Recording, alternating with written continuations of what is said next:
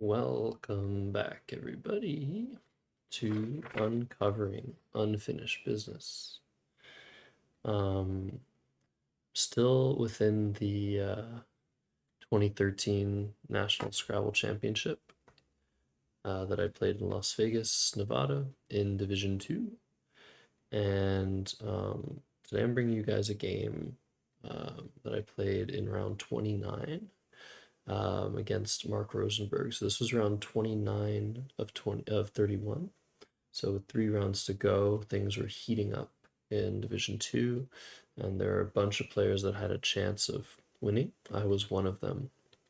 And here I played Mark, who was an extremely strong player and was, I think, in first place in the division at this moment. And so yeah, this game was very, very important. And here's what it looks like. Let's see if, yeah, let's get a little bit of a sneak preview of that. Score sheet's still in relatively good order. So hopefully everything works out this game. I was first, and Iraq was something like this. I actually don't know what my 7th letter was, but I think that it was another I. So I exchanged that I, trying to bingo next turn. Seems like the right play. And here Mark played a bingo of his own. Caritas for 64, so off to a very good start. Defensive position, placing the C here, just cutting off circulation from pretty much half of the board. Not putting any consonants, not putting any vowels next to double letter scores. So yeah, very good move. And I drew an F here. So this is my rack, DEFILRS. And let's see what I missed. Nothing. All right, so drew the F and ended up playing filters for 40 points. This seems like the correct call here. This or lifters. Probably not much of a difference between the two. Mark plays Savory, 26, has a 50-point lead. But here I'm able to come back with a bingo of my own for 62 points. And I think it was because I drew the blank.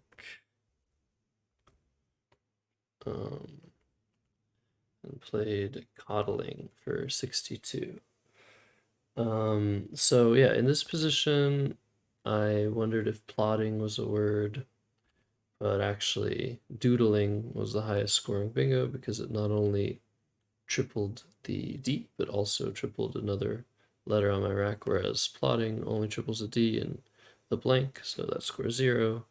And noddling also available and coddling here, but yeah, coddling for 62 was a nice defensive option, I guess.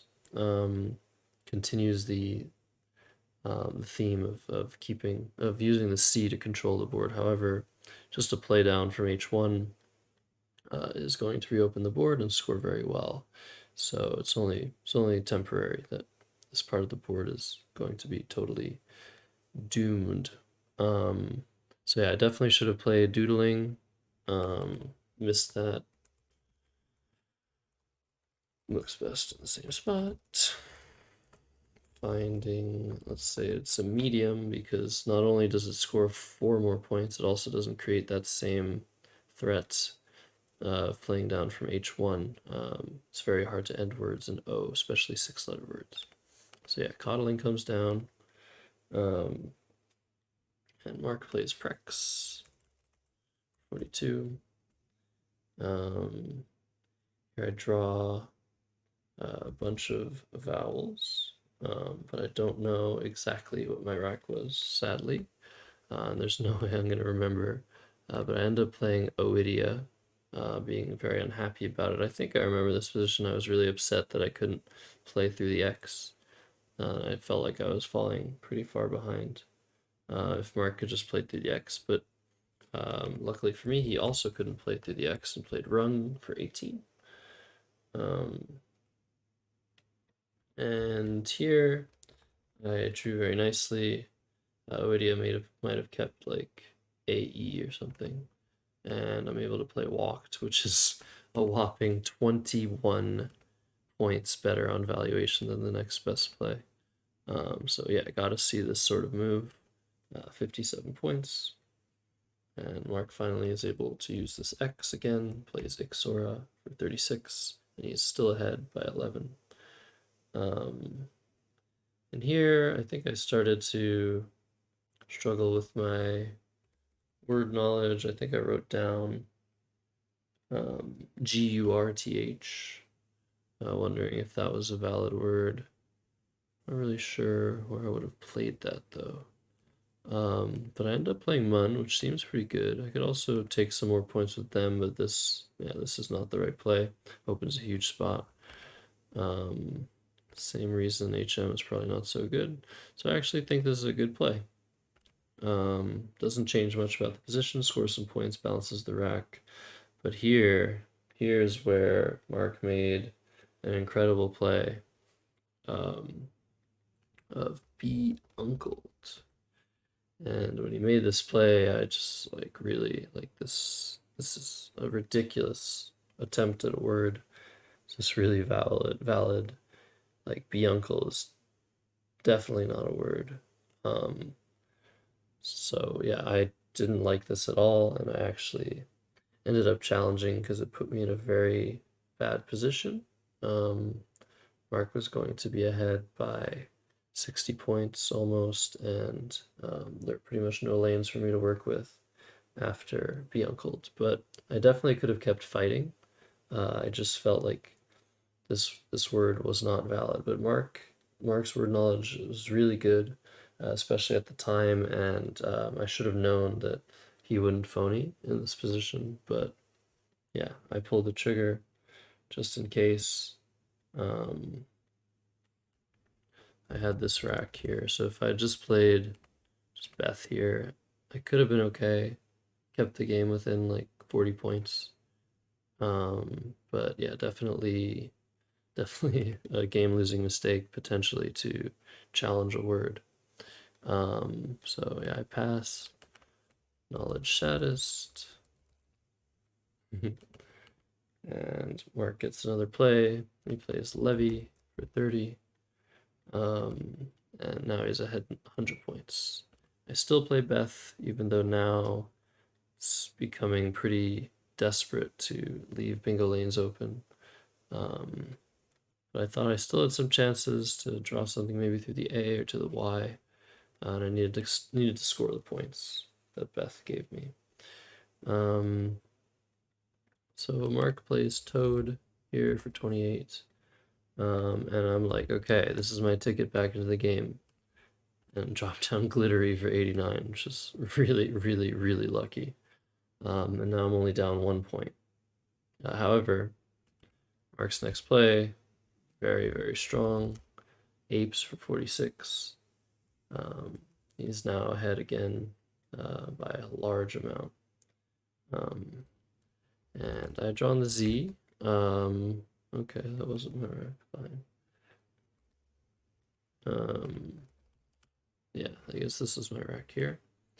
I could play Zoa or Zin.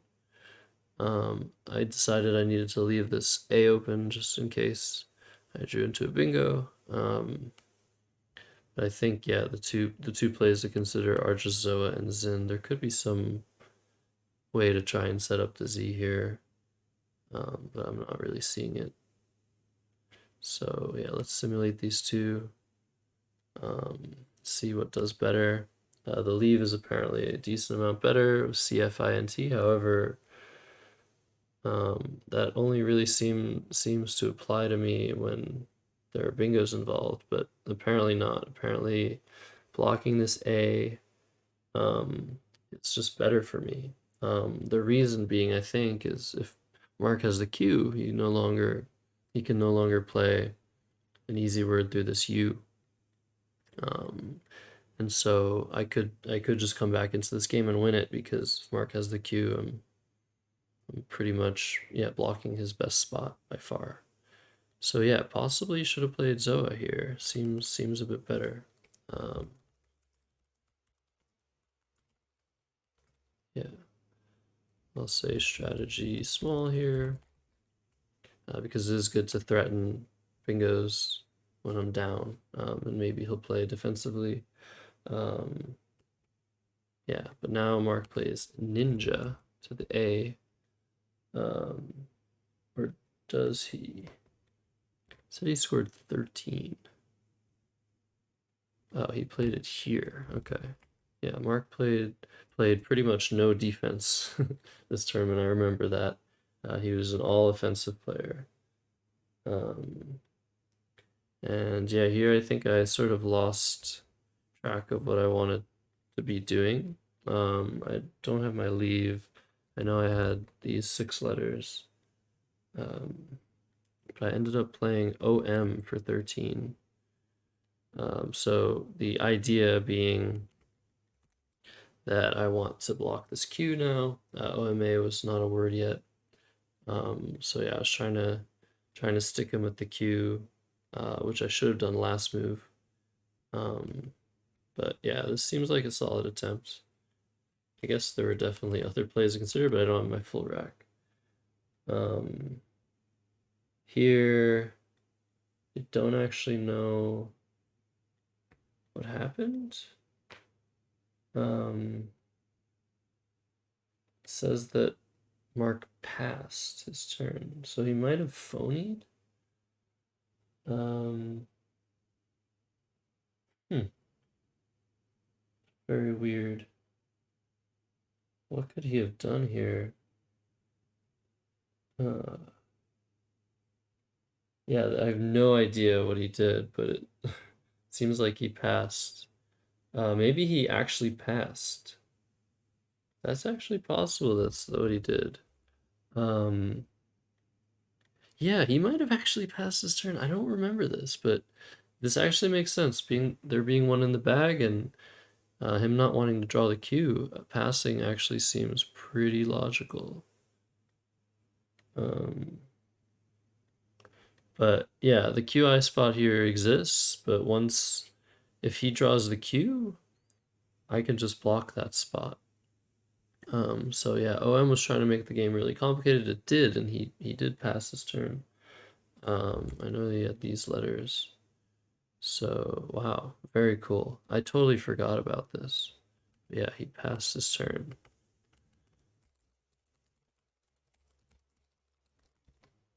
Then I had the Q actually. I drew it on the 2-tile draw. But it wouldn't have mattered anyway because he didn't have it and his pass, I can't do anything about it. I can't just keep passing because he's up by 15. So it was a really good move.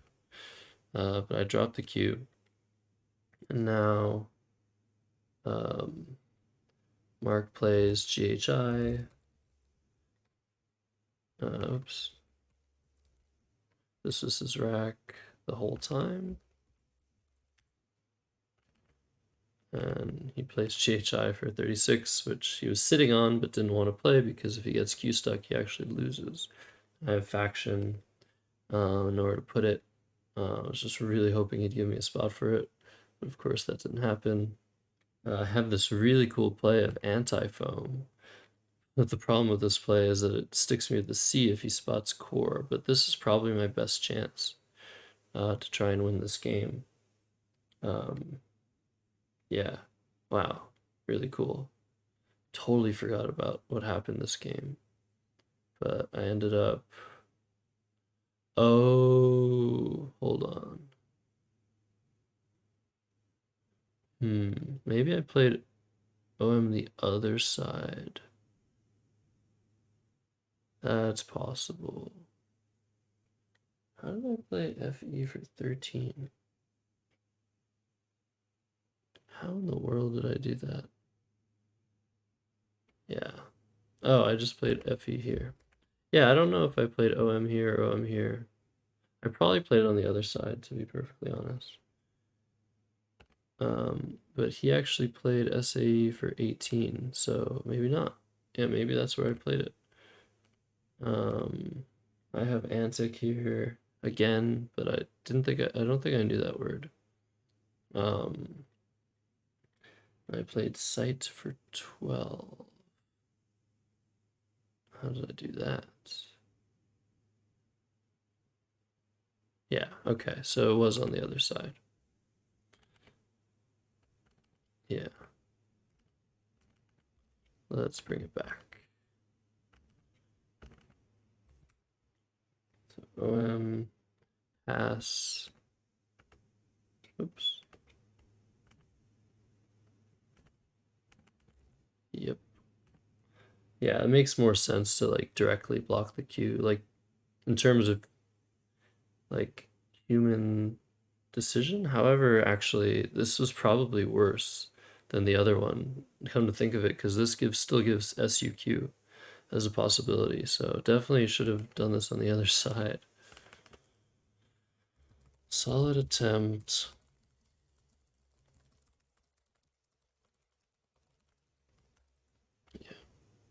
Yeah. So yeah, just play off the F here. Oh no, I play off the Q first. Q, fun. Yep. Plays GHI. I play FE. So yeah, without anti-foam, I don't really know what the best chance of me winning is. Yeah, now I play just sight. For some reason, I don't see any of the longer words in this spot. And Mark goes out with door. Fovea was better, but that's a really tough find. And yeah, Mark wins the game 448 to 402. It was very interesting that I was still in this game because, I mean, I kept it close in the beginning, but after challenging Biancold, I really think that most of the time I'm going to fall so far behind. But Glittery, completely out of nowhere, made the game really interesting again. And yeah, here I should have been a bit more proactive, I think, in trying to block the Q spots, complicate the game. OM here was a good idea, trying to block the Q. Definitely should have played on the other side, as I originally put. And really nice move by Mark. Very good strategic understanding, knowing that his only way of losing the game here is if he plays something, draws the Q, and gets stuck with it. However, he doesn't have to do that because he has SUQ. So he can just play GHI, and then he'll have QI and SUQ. But had I played OM, the pass would have been even better. So yeah, that's the game. I don't remember if it was this round or the round after this, but I was very, very emotional at the end of this tournament, because I was so close to being able to win it all. And I think after this game or maybe the next game, it seemed likely that I was not going to win. So I think this is the one time that I think maybe cried. I definitely cried. I don't know if it was after this game or the next game. Um, and yeah, I was just really upset with myself. Um, but yeah, good memories mostly. And thanks for watching this uncovering of an old, almost 10-year-old game. And yeah, I'll see you guys all next time, for the next uncovering unfinished business. Goodbye.